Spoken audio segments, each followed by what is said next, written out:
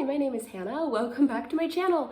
I have been meaning to make so many videos the past little while, but everyone over here has been sick and just, the opportunity does not arise when I'm taking care of sick kids and I'm wearing sweatpants all day. It's just, hasn't happened. So I am going to wrap up just a few of the books that I've read recently. I have another wrap up coming really soon, and I also wanted to do some end of the year videos, talk about some of my favorites, least favorites. I think I'm gonna do like a favorites and least favorites nonfiction, and then an entire video of favorite fiction and an entire video of fiction that I did not like this year. So those are my plans, but let's get some of these books wrapped up. So on the advice of Nikki at Red Dot Reads, I read the book Tangerine by Christine Mangan. So this is following two women. We have Alice, who has just moved to Tangier with her new husband, and then we have Lucy, who shows up unexpectedly to visit Alice. And it starts out, you're following both perspectives, and you think, okay, it's just a school friend, but then like an incident is mentioned, and you know that there's some sort of dark past, and slowly you start to see, okay, there's something really wrong going on here, and instead of real friendship, there's maybe just some like real obsession. So this book was very suspenseful, and I think there were some ways that it was a little bit predictable, but also I was invested. I enjoyed it. I thought that it was a fun and frustrating read, and I liked kind of guessing the characters' motivations and their point of view. So I thought this was a pretty fun, suspenseful thriller type book. I enjoyed it. For a book I didn't enjoy so much, I read The Liar's Dictionary by Ellie Williams. And this is a book following, we kind of have two storylines. One is a dictionary publication in current day, and they are trying to work to digitize the dictionary. And the other one is back in Victorian times, and there's a man who is also working at the dictionary. So we kind of have those two times, and we're following a bunch of words that were added to the dictionary that weren't actually words and were made up. And so in theory, I thought this sounded really cute. We started out at the beginning where it focused a lot on like being clever, and I couldn't really get into it. It's like, oh look, clever things about word definitions, and I found it a little boring.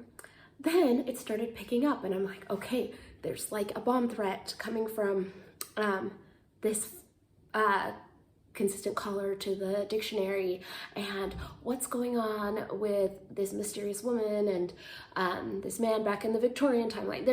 There was a lot that got picked up in the middle, and I'm like, okay. And then at the end, I was just so disappointed at what it was. I just thought, oh, that's the solution? That was not worth my time. Overall, I just didn't really like it. It had its moments where I was invested, but ultimately I was a little disappointed by this one. So my amazing Aunt Jen mentioned I might like books by Mary Roach, so I picked up Gulp, Adventures on the Alimentary Canal. And this just follows what your food does in your body, chewing, saliva, your intestines, your stomach, your everything. Just goes into detail. At times, I feel like Mary Roach is just delighted at how gross she gets to be. She thinks that it is so fun to talk about all the bodily functions. It makes for an entertaining read, sometimes a little like, oh, okay, that's a little gross, but super interesting. I did enjoy it, and I learned a lot. Like, I thought it was a pretty good book, so I enjoyed it. Little tidbits. Is it anything life-changing? No, but I learned enough little tidbits about how the human body works that I definitely would recommend it if you're interested in this topic.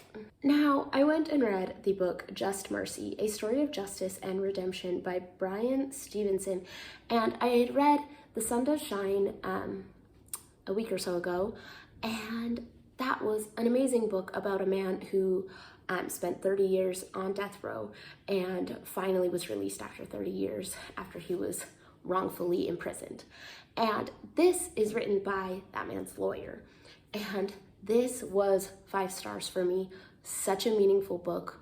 It follows his career, Bryan Stevenson's career as a lawyer, and the cases that he worked on.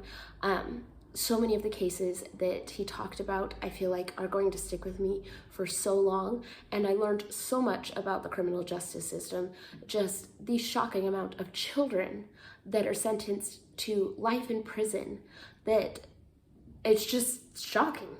And the research doesn't back it up. And looking at his cases and what he's done to advocate for those who don't really have a voice and who have been forgotten by society and locked away. And I cried, it was moving, and it also was inspiring. His initiative is impressive and moving and just 5 star. I feel like this man had such compassion for people.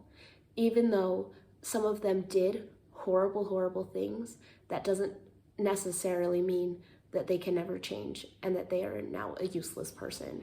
And his ability to understand and see the whole picture and really show that deep love and mercy towards everyone, these, condemned killers. And I thought that it was inspiring and just eye-opening. Yeah, highly recommend. Okay, so I will stop there for this video. If you have read any of these books, let me know what you've thought of them. I hope you all have a wonderful holiday season, and I should be back pretty soon with another wrap-up.